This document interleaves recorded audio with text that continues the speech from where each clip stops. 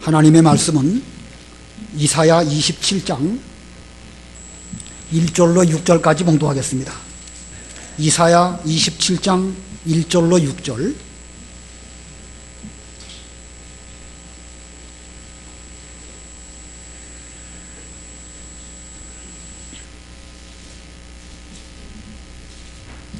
이사야 27장 1절로 6절 봉독합니다.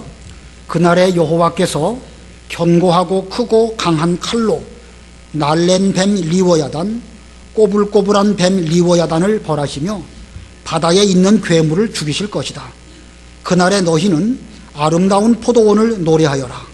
나 여호와가 그 포도원을 지키는 자니 내가 때를 맞추어 그것에 물을 주고 아무도 그것을 해치지 못하게 하며 밤낮으로 그것을 지킬 것이다.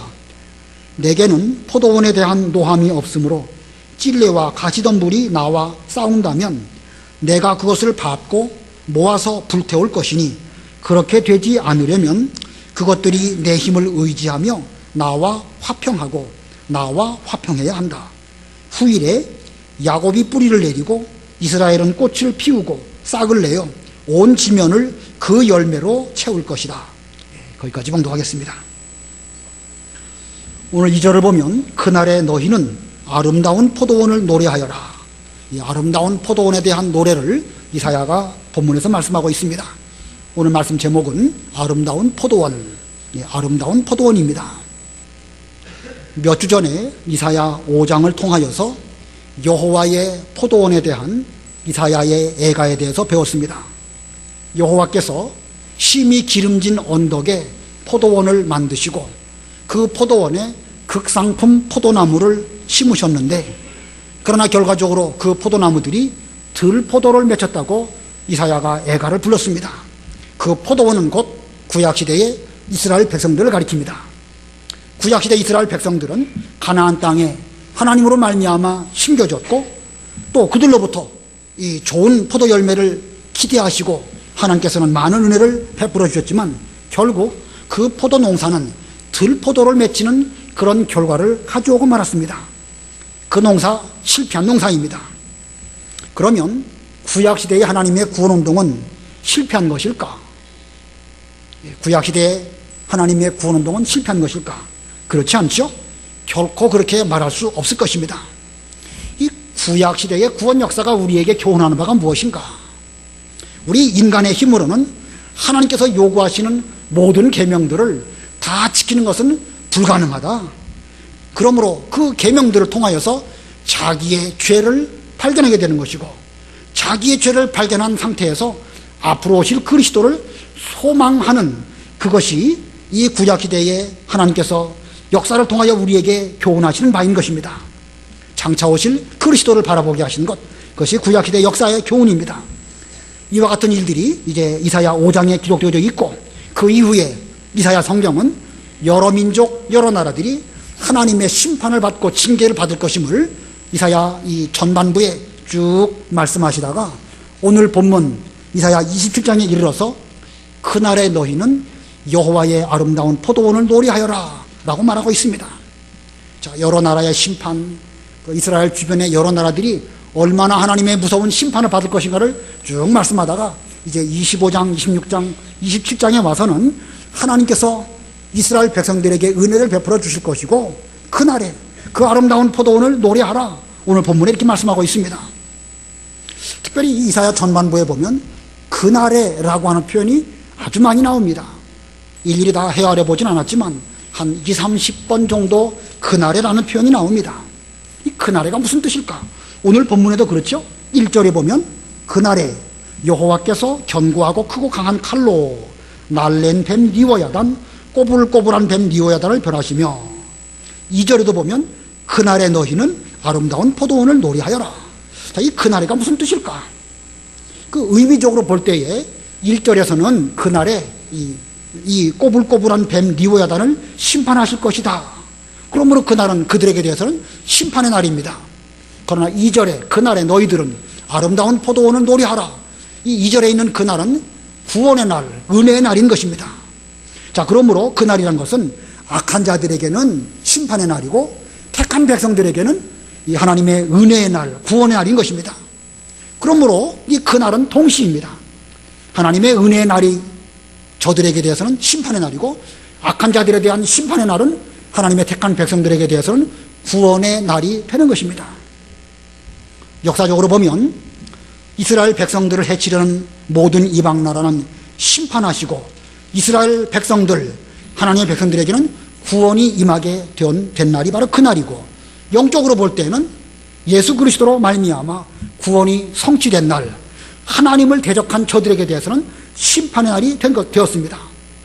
그런 면에서 볼 때 영적으로 이 그날은 예수 그리스도의 날입니다.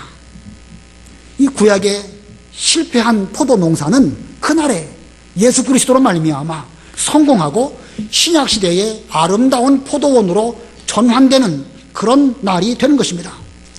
그런 면에서 볼 때 이 여기 본문에 기록한 아름다운 포도원, 이것은 곧 하나님의 나라로서 교회를 상징합니다. 아름다운 포도원이 뭘 상징한다고요? 신약 시대의 교회를 상징합니다. 그러면 이사야 5장에 나온 들포도를 맺힌 그 포도원, 그것은 구약 시대의 이스라엘 백성들을 상징한다고 볼 수가 있습니다. 자, 오늘 본문에 이 아름다운 포도원에 대해서 이사야가 노래를 부르는데, 다시 말하면 교회를 위해서 이 아름다운 포도원 교회를 위해서 이사야가 찬송을 했는데, 이 아름다운 포도원을 위해서 본문을 보면 하나님께서 하신 일에 대해서 말씀하고 있고, 또 택한 백성인 성도들이 해야 할 일을 본문에서 말씀하고 있습니다. 그러나 이 시간에는 시간 관계상 이 아름다운 포도원을 위해서 하나님께서 하시는 일이 무엇인가, 그 하나님께서 하신 일에 대해서만 살펴보려고 합니다. 본문에 하나님께서 아름다운 포도원을 위하여 3가지 일을 하신 것을 기록하고 있습니다. 그 중에 첫 번째가 사탄을 물리치신 것입니다. 사탄을 물리치심. 본문 1절 읽어보시기 바랍니다. 1절. 그날에 여호와께서 견고하고 크고 강한 칼로 날쌘 뱀 리워야단, 꼬불꼬불한 뱀 리워야단을 벌하시며 바다에 있는 괴물을 죽이실 것이다. 예, 여기 날쌘 뱀 리워야단, 꼬불꼬불한 뱀 리워야단, 그리고 바다에 있는 괴물. 여기 리워야단, 이 리워야단이 무엇을 말하는 것일까? 같은 리워야단을 욥기나 시편에도 그 번역을 했는데, 욥기나 시편에는 때로는 용으로, 때로는 악어 같은 짐승으로 이렇게 번역을 하였습니다. 아무튼 그 리워야단은 커다란 괴물과 같은 현재의 자연계에는 존재하지 않는 그런 무시무시한 짐승으로 성경에 표현하고 있습니다. 그래서 성경학자들은 이 리워야단은 노아 시대 이전에, 홍수 심판 이전에 있었던 커다란 공룡을 이 성경에, 그 공룡을 기억하는 사람들이 성경 말씀에 리워야단으로 번역한 것이 아닐까, 이렇게 생각을 합니다. 뭐 충분히 가능한 해석입니다. 이 리워야단을 그 영어로는 리바이어든이라고 발음을 합니다. 리바이어든이라는 책 제목이 있죠. 영국의 유명한 사회학자가 있는데, 홉스라는 사람이 책을 기록을 했는데 그 책 제목이 리바이어든입니다. 그 리바이어든이라는 책은 그걸 뭘 말하기 위해서 그 책을 썼냐면, 이 절대 군주 시대의 권력, 그 권력은 괴물과 같아가지고 우리 사람의 힘으로 감당하기 어렵다, 그런 뜻으로 그 책을 썼습니다. 사실 세상의 권력은 인간의 힘으로 어떻게 극복하기가 어렵죠. 우리가 작년에 그 유병헌 사건이라든가 금년에 요새 조이팔 사건, 이런 거 보면 어떤 그 재계와 정계가 권력적으로 연결이 되어져서 뭐 경찰이든지 검찰이든지 이런 여러 가지 면에 그 마술을 뻗치고 있었기 때문에 그런 그 권력을 이긴다는 것이 정말로 어렵다라는 것을 사회가 우리에게 보여주고 있습니다. 자, 그러면 성경에서 여기서 우리에게 리워야단이 상징하는 것이 무엇이냐? 1절을 보면은요, 3가지로 묘사하고 있습니다. 그 리워야단은 날쌘 뱀이고, 2번째로는 꼬불꼬불한 뱀이고, 3번째는 바다에 있는 괴물이라, 이렇게 3가지로 말씀하고 있습니다. 날쌘 뱀이고, 꼬불꼬불한 뱀이고, 바닷속에 있는 괴물이라. 역사적으로 볼 때에 이 날쌘 뱀은 아수르를 가리킨다고 볼 수가 있습니다. 아수르라는 나라는 갑자기 일어났고 갑자기 망했습니다. 아주 그 날랜 기마병들을 중심으로 한 이런 그 민족이 있기 때문에 날쌘 뱀 리워야단이다, 이렇게 그 상징했다 해석할 수도 있고, 또 그 바벨론이라는 나라에 가면 유브라데스 강이 있죠. 그 유브라데스 강을 모양을 보면 상당히 많이 꼬불꼬불해져 있습니다. 그래서 바벨론을 상징적으로 꼬불꼬불한 뱀 리워야단 이렇게 말하고, 또 성경의 애굽은 종종 바다에 비유되어집니다. 그래서 바다에 있는 괴물, 용, 바로 애굽을 가리킨다 이렇게 해석을 할 수가 있습니다. 자, 리워야단이 역사적으로 어느 나라를 상징하는가, 그것도 중요하겠지만 더 중요한 것은 이 리워야단은 곧 하나님의 일을 대적하는 사탄 마귀를 가리킨다는 것입니다. 리워야단, 하나님의 일을 대적하는 사탄 마귀. 그래서 요한계시록 12장에 보면 옛 뱀, 또 큰 용, 마귀, 사탄 이렇게 표현하고 있습니다. 이 사탄은 하나님의 일을 대적함에 있어서 아주 날쌔기도 하고 또 꼬불꼬불하게 하기도 하고, 또 그것들의 은신처는 바다, 곧 세상입니다. 하나님께서 에덴 동산을 창설하시고 하나님의 형상대로 지음받은 아담 하와로 거기에 머물러 살게 했습니다. 그런데 그 에덴 동산에 그 꼬불꼬불한 옛 뱀 리워야단이 거기에 잠입했습니다. 그리고 하나님의 말씀을 자꾸 이렇게 뒤틀어 놓았죠. 사탄이 그 아담 하와에게 하나님께서 선악과를 따먹지 말라고 하셨느냐? 따먹으면 하나님의 말씀은 정령 죽으리라였죠. 정령 죽으리라, 그 말씀은 분명하고 뚜렷합니다. 그런데 꼬불꼬불한 사탄, 그 옛 뱀이 그걸 배배 꼬아가지고 동산의 모든 실과를 따먹지 못하게 했느냐, 이렇게 하면서 한 바퀴 그 말씀을 꼬았습니다. 그러니까 또 하와가 뭐라고 답을 하니까 결코 죽지 아니하리라 말씀을 또 한 번 바꿉니다. 그리고 나서 너희들이 그것을 따먹는 날에는 하나님처럼 눈이 밝아질 것이다 하면서 말씀을 3번 또 이렇게 변경시켰습니다. 이거 보면 하나님의 말씀을 꼬불꼬불하게 만드는 그 역할이 바로 사탄 마귀의 특징인 것입니다. 이 사탄의 시험이 든 하와의 마음이 계속해서 꼬불꼬불해져 가지고 자기 남편도 선악과를 따먹게 만들고 부부간의 관계도 계속 꼬불꼬불한 관계가 되고 말았습니다.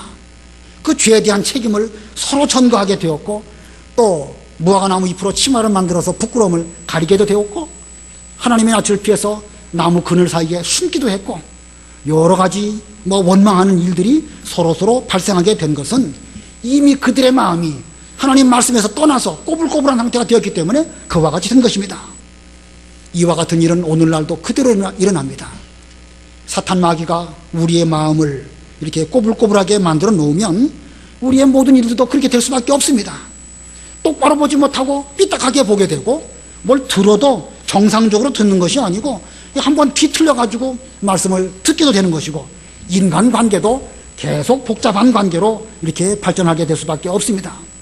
이런 일들이 교회에 들어오면 심지어 하나님의 교회라 할지라도 여러 가지 문제가 많이 생길 수밖에 없고, 배배 꼬이고 뒤틀리고 엉망진창이 될 수밖에 없는 것이 사탄 마귀의 괴계인 것입니다. 에덴 동산에도 그것들이 들어갔다고 한다면 지상교회에도 얼마든지 들어올 수 있겠죠. 자, 또 이런 리워야단, 이 사탄의 은신처는 바다입니다. 원래 사탄은 이 하늘에 속했다가 하나님의 진노를 받아가지고 쫓겨나게 되었죠. 이제는 바다에 숨어 있다가 땅 위에 올라와서 이 하나님의 교회에 속한 성도들을 해치려고 여러 가지로 준비하고 있습니다. 요한계시록 12장에 보면 그 내용이 자세하게 나와 있는데 그것은 이 시간 다 읽어볼 수가 없고 집에 가서 한번 읽어보세요. 요한계시록 12장. 머리는 7이고 머리에는 10뿔이 있다고 했습니다. 이거 무시무시한 괴물이죠. 리워야단의 모습이 그와 같다는 것입니다.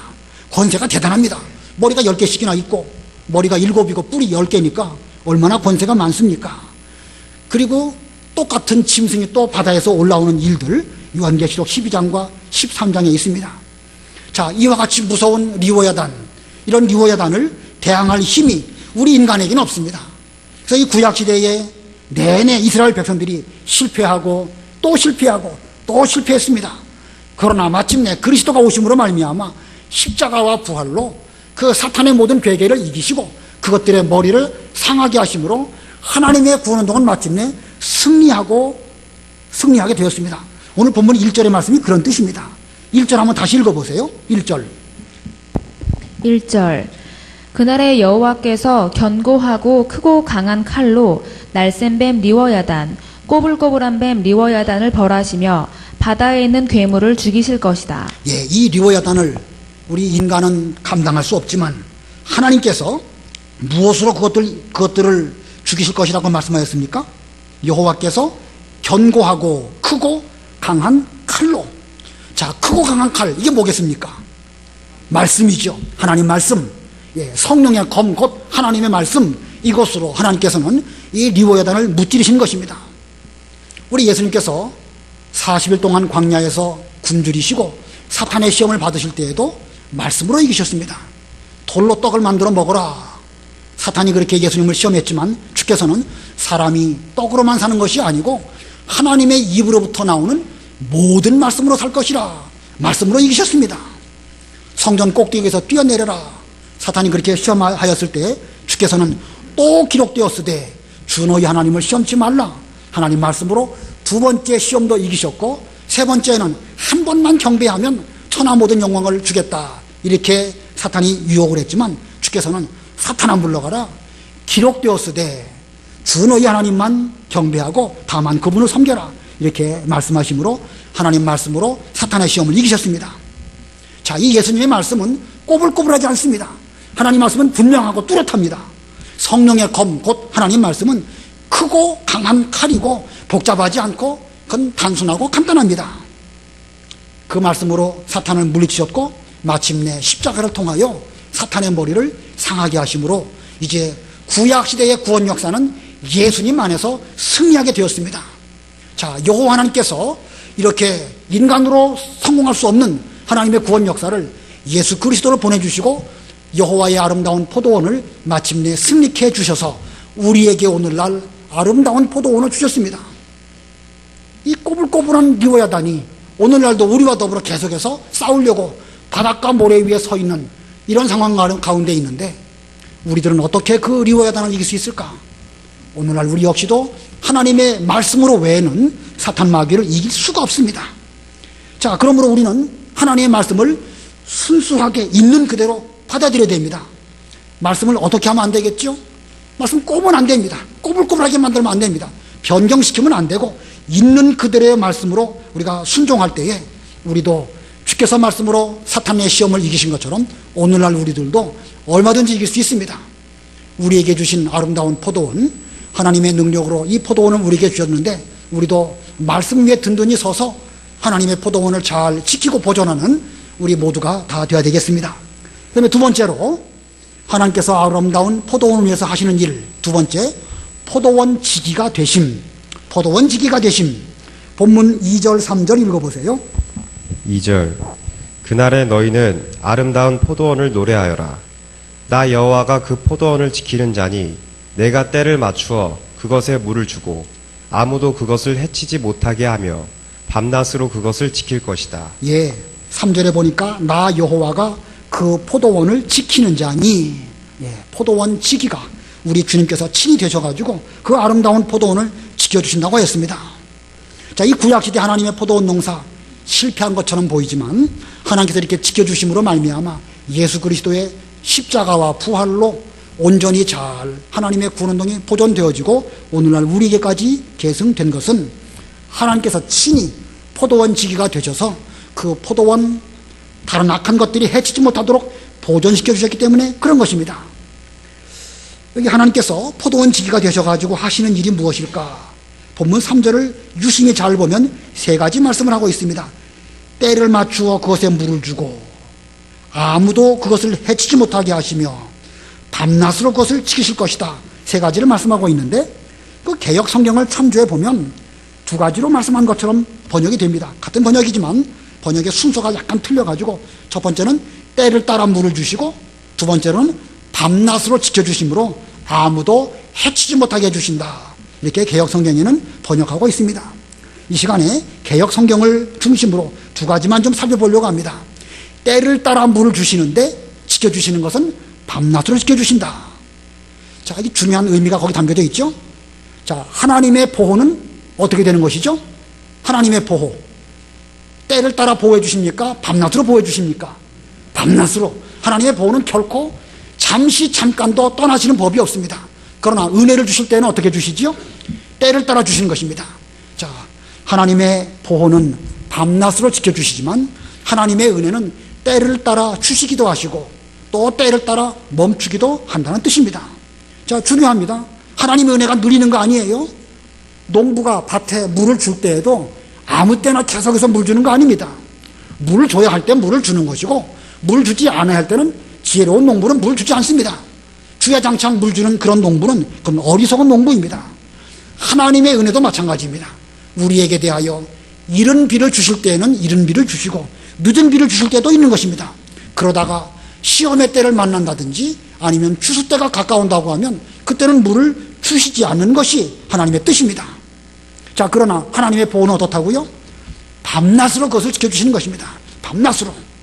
자, 그러므로 이 하나님의 교회의 성도들은 이 하나님의 보호의 능력을 잘 믿고 우리는 하나님께서 나를 보호해 주신다라는 확실한 믿음 안에서 든든히 걱정하지 말고 자기 자리를 잘 지키면서 비록 오늘 이 순간 은혜가 없다 할지라도 잘 참고 기다려야 됩니다. 시험의 때를 만나게 하신 것도 하나님의 뜻이고 이 때를 잘 참고 기다리면 마침내 우리에게 은혜의 소낙비를 넘치도록 베풀어 주실 줄 알고 그때까지 잘 참을 수 있는 것이 그게 올바른 포도원의 역할이고 우리들이 해야 할 일인 것입니다. 자, 이 포도원의 그 포도나무인 우리들을 늘 은혜를 사모해야 합니다. 그러나 현재 혹시 은혜가 안 된다 할지라도 낙심해서는 안 됩니다. 늘 은혜가 되면 참 좋겠지만 그렇지 않습니다. 어떤 때는 한 달에 한 번씩 은혜를 주시는 경우도 있고 어떤 경우는요 심지어 1년에 한 번 은혜 받기도 어려운 때도 있습니다. 매주일 은혜 받는 경우도 있어요. 처음 사랑 주실 때는 매주일 말씀을 들을 때마다 은혜가 됩니다. 그러다가 이제 어떤 때쯤 되면 한 달에 한 번씩 은혜를 주시는데 이게 목사가 되니까요 은혜 받기가 더 힘들어요. 가르치기만 잘하지 제가 은혜 받으려고 하는 면에는 아무래도 갈급한 면이 없다 보니까 1년에 한 번 은혜 받으면 오늘 큰 은혜를 받았구나. 이 은혜로 또 얼마 동안 살아야 되겠다. 이렇게 느낄 때가 참 많습니다. 여러분은 어떠한지요? 여러분에게도 늘 은혜가 되기를 바라지만 항상 그렇지 않다는 사실을 기억하시면서 이 어려운 기간 잘 참고 견디는 그런 우리들이 돼야 할 것입니다. 예레미야의 그 비를 주시는 면에 대해서 비유로 말씀하고 있는데 예레미야 14장 먼저 4절 읽어보시기 바랍니다. 14장 4절. 예레미야 14장 4절. 땅에 비가 오지 아니하여 지면이 갈라지니 밭 가는 자들이 부끄러워 자기 머리를 가린다. 예, 비가 오지 않으니까 농부는 힘듭니다. 은혜를 받지 못하니까 성도들이 여간 힘든 게 아닙니다. 그러다가 14장 22절 읽어보세요. 예레미야 14장 22절. 이방의 허무한 우상들 중에 비를 내리게 할 자가 있습니까? 하늘이 소나기를 스스로 내릴 수 있습니까? 여호와 우리 하나님이시여 그렇게 하시는 분은 바로 주님이 아니십니까? 우리가 주님을 바라는 것은 주께서 이 모든 것을 만드셨기 때문입니다. 예, 세상에 허무한 우상들이 우리에게 은혜를 주는 거 아닙니다. 하늘이 스스로 우리에게 비를 내려주는 것도 아닙니다.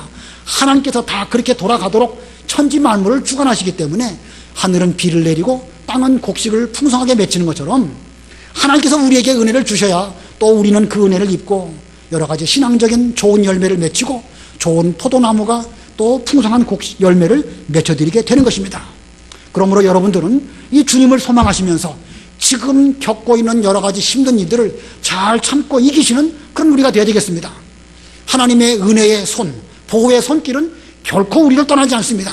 그걸 믿는 믿음 안에서 은혜를 사모하며 기다리며 주께서 우리에게 소나기와 같은 은혜를 베풀어 주실 때까지 자기 자리를 잘 지키시는 여러분들이 되시기를 바랍니다.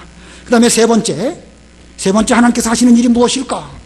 찔레와 가시덤불을 물리치심. 찔레와 가시덤불을 물리치심. 본문 4절 읽어보시기 바랍니다. 4절.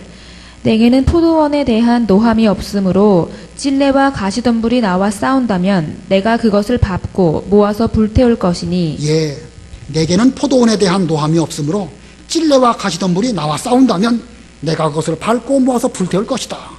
자, 이 하나님의 포도원은 아름다운 포도원입니다. 비록 아름다운 포도원이라 할지라도 포도원 근처에는 불가피하게 찔레와 가시덤불이 있습니다.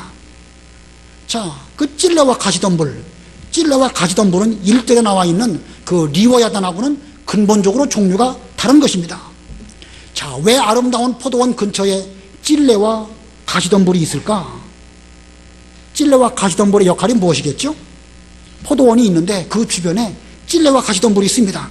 왜 찔레와 가시덤불이 그 주변에 있겠죠? 뭐가 되어주려고? 울타리가 되어주려고. 포도원 주변에 찔레와 가시덤불을 빽빽하게 심어 놓아야 그 포도원을 해치는 그 사나운 짐승들이 함부로 들어오지 못하게 되는 것입니다. 우리나라 같으면 탱자나무를 빽빽하게 심어가지고 사나운 짐승들이 들어오지 못하게 하든지, 요즘 같으면 철조망을 칠 것이지만 그 팔레스타인 지역에서는 찔레와 가시덤불을 빽빽하게 심어가지고 그 사나운 짐승들이 포도원으로 들어오지 못하도록 하기 위해서 이 찔레와 가시덤불이 필요한 것입니다. 자, 그러면 이 포도원을 허무는 짐승들이 무엇일까? 어떤 짐승들이 포도원을 허무를까? 성경에는 두 짐승을 말하고 있습니다. 첫 번째가 뭐겠죠? 작은 여우. 한번 읽어보겠습니다. 아가서 2장 15절. 아가 2장 15절. 아가서 2장 15절. 우리를 위해 여우들 곧 포도원을 해치는 작은 여우들을 잡아주세요. 우리 포도원들에는 꽃이 피어 있습니다. 예, 꽃이 필 무렵지음에 작은 여우가 그 가시덤불 틈새기로 포도원에 들어와 가지고 왔다 갔다 해집고 돌아다니면 그 포도나무에 꽃이 다 떨어져서 그해 포도농사 절단날 수밖에 없는 것입니다.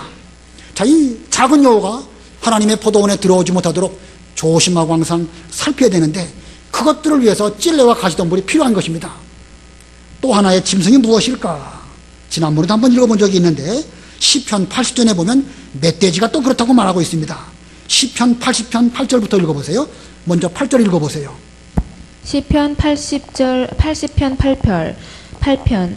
주께서 이집트에서 한 포도나무를 뽑아오셔서 민족들을 쫓아내시고 그것을 심으셨습니다. 예, 주님께서 포도나무를 뽑아오시고 가나안 땅에 심으셨습니다.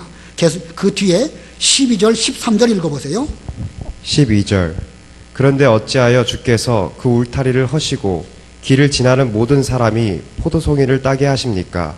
수풀의 멧돼지가 그것을 찢고 들짐승들이 그것을 먹습니다. 예, 그 포도나무 주변에 울타리가 있는데 주께서 그 울타리를 허물어 버리시니까 사람들이 포도송이를 따먹게 되고 수풀의 멧돼지가 들어와 가지고 그것을 다 찢고 해쳐버립니다 라고 말하고 있습니다. 자, 이 멧돼지 열매 맺힐 즈음에 들어와 가지고 포도송이를 다 따먹기도 하고, 열매 맺힐 때뿐만 아니라 이 멧돼지가 얼마나 험악하게 돌진에 들어오는지 한번 거기에 받치게 되면 포도나무 자체가 부러지는 일들도 있는 것입니다. 이 멧돼지는 들이대는 성격이 있죠. 그래서 멧돼지처럼 들이댄다, 그것을 저돌적이다 이렇게 말합니다. 저돌적. 그 저자가 멧돼지 저자예요. 그 서유기에 나와 있는 저팔계, 그 바로 멧돼지 저자입니다. 이런 것들이 한번 포도원에 들어오게 되면 포도나무는 나무대로 망치게 되는 것이고 포도 열매는 또 열매대로 다 떨어질 수밖에 없습니다. 하나님의 교회에 작은 여우가 들어오고 멧돼지 같은 것들이 들어오게 되면 여간 큰 손해를 보는 것이 아닙니다. 이와 같은 짐승을 막아주시려고 포도원 주변에 찔레와 가시덤불을 빽빽하게 심어가지고 이렇게 이 포도원을 잘 지키는 것입니다. 자, 그러고 보면 이 찔레와 가시덤불 요긴하지요? 꼭 필요한 것입니다. 자, 이렇게 찔레와 가시덤불. 그런데 이 요긴한 찔레와 가시덤불이 때에 따라서는 포도나무를 해치는 경우도 있습니다. 포도나무가 덩굴을 잘 이렇게 뻗어 나아가고 점점 자라나게 될 즈음에 찔레도 가시덤불도 점점 그것들을 어떤 그 가지를 무성하게 해가지고 이게 포도농사 짓는 포도나무에게 해를 지는 경우도 있습니다. 그 찔레와 가시덤불이 있어야 할 그 자리에 있어야 되는데 자기 자리에 있지 아니하고 포도나무 있는 쪽으로 오게 되면 여러 가지 해를 끼칠 수밖에 없습니다. 포도나무 입장에서는 그걸 어떻게 할 수가 없습니다. 포도나무하고 가시나무하고 싸우면 누가 이기겠죠? 가시나무가 이기죠. 포도나무하고 찔레하고 싸우면 누가 이기겠습니까? 이건 포도나무는 칠 수밖에 없습니다. 그렇기 때문에 포도원 지기이신 하나님께서 그 찔레와 가시덤불을 다 긁어 모아서 발로 밟으시고 또 불태워서 다시는 포도나무에게 해를 끼치지 못하도록 그렇게 하신다는 것입니다. 자, 이 포도나무 된 우리 입장에서는 찔레와 가시덤불 필요하고 요긴하긴 하지만 때에 따라서는 그것들이 하나님의 포도나무에 해를 끼치는 경우도 있는데 포도나무 입장에서는 거기 해를 당하지 않으려면 자라나야 됩니다. 높이 올라가서 쭉 올라가게 되면 뭐 가시나무들이 밑에서 얼쩡얼쩡거려도 손해볼 일이 없습니다. 그러나 자라나기 전까지는 여러 가지 어려운 일을 겪을 수밖에 없습니다. 그렇기 때문에 포도원의 주인이신 그 하나님의 손길이 필요합니다. 우리 하나님의 교회, 비록 아름다운 포도원이라 할지라도 찔레와 가시덤불이 필요합니다. 찔레와 가시덤불이 있으니까 여우와 멧돼지를 막아주시니까요. 그러나 그런 사람들 때문에 때에 따라서는 포도나무가 어려운 일을 겪기도 할 수밖에 없음을 성경이 우리에게 보여주고 있어요. 예수님께서 십자가를 앞두시고 그 길을 걸어가실 때에 그 베드로가 예수님을 진심으로 사랑하는 마음으로 주님을 위해서 주께서 죽으시는 곳에 주께서 감옥에 갇히신다고 하면 저도 주님과 함께 가겠습니다. 얼마나 그 좋은 베드로의 마음입니까? 그러나 때에 따라서 베드로는 엉뚱한 말을 하게 되었죠. 십자가를 멀리 하십시오. 자, 십자가를 멀리 하라는 말, 예수님 보시기에 듣기 좋은 말일지 몰라도 그것은 결국 예수님의 구원운동을 해치는 옳지 못한 말을 한 것입니다. 베드로가 찔레와 가시나무는 아니지만 그 역시도 때에 따라서는 하나님의 일에 해를 끼치는 그런 말을 할 수도 있었다는 것입니다. 그때 주께서 사탄아 내 뒤로 물러가라. 너는 나를 넘어지게 하는 자로다. 이렇게 말씀하셨습니다. 이와 같은 일들이 오늘날도 우리 주변에 얼마든지 있을 수 있습니다. 자, 이 찔레와 가시덤불이 오늘날 우리 주변에 얼마든지 있을 수 있어서 우리로 하여금 하나님의 일에 해를 끼치는 경우도 있지만 그러나 우리는 그것들과 더불어 싸워서는 안 됩니다. 싸워도 이기지도 못하고 이겼다 한들 그건 이기는 것이 아닙니다. 우리가 해야 할 일은 부지런히 자라나고 꽃이 피고 열매를 맺어가지고 포도원 주인을 기쁘시게 해드리는 이것이야말로 우리가 궁극적으로 해야 할 일입니다. 그것만 잘하면 포도원 지기이신 하나님께서 그 찔레와 가시덤불을 다 긁어 모아가지고 발로 밟고 필요하다고 하면 불에 태워버려가지고 다시는 그것들이 그 같은 못된 짓을 못하도록 해주실 것이기 때문에 우리는 참고 기다리면서 자기가 해야 할 일들을 힘써서 하는 그런 우리가 되어야 될 것입니다. 자, 하나님께서 필요한 대로 찔레와 가시덤불도 사용할 것이니까 주께 맡기고 우리가 해야 할 일들을 부지런히 하는, 그래서 열매를 맺혀서 하나님을 기쁘시게 해드리는 그런 우리들이 다 되어야 되겠습니다. 자, 오늘 제목 아름다운 포도원입니다. 우리가 몸담고 있는 이 교회가 바로 아름다운 포도원입니다. 만약에 이 교회가 여러분 보시기에 아름답게 보이지 않는다고 하면 여러분 마음이 이 리워야로 말미암아 좀 꼬불꼬불하게 된 상태가 되었구나 라고 생각하고 사탄의 그 마음을 물리치시고 이 성경 말씀대로 하나님의 교회를 볼 수 있는 그런 우리가 되어야 되겠습니다. 우리 하나님께서 이 교회를 위해서 일하시는데 먼저는 사탄을 물리쳐 주시고 또 포도원 지기가 되어주셔서 밤낮으로 보호해 주시고 때를 따라 비를 내려주시며 또 찔레와 가시덤불을 물리쳐 주십니다. 앞으로도 하나님께서 이 같은 일을 하셔가지고 하나님의 교회를 보존하시고 끝까지 구원운동을 성공으로 이끄시는 하나님이십니다. 그러므로 우리는 이것을 믿고 우리가 해야 할 일들을 부지런히 하시는 여러 포도나무들이 다 되시기를 바랍니다. 말씀을 생각하시면서 잠깐 동안 기도하시기 바랍니다. 오랜 기간 동안 이스라엘 백성들에게 하나님께서 은혜를 베풀어 주신 것처럼 우리들에게도 베풀어 주셨는데 우리가 지금까지 어떤 포도 열매를 맺어드렸는가, 들포도를 맺었는지 아닌지 살펴보시고 하나님께서 우리에게 시험의 기간을 주신 것만큼 잘 참고 기다려서 은혜의 소낙비를 풍성하게 받기를 힘쓰시는 그런 사람 되게 해달라고 기도하시기 바랍니다.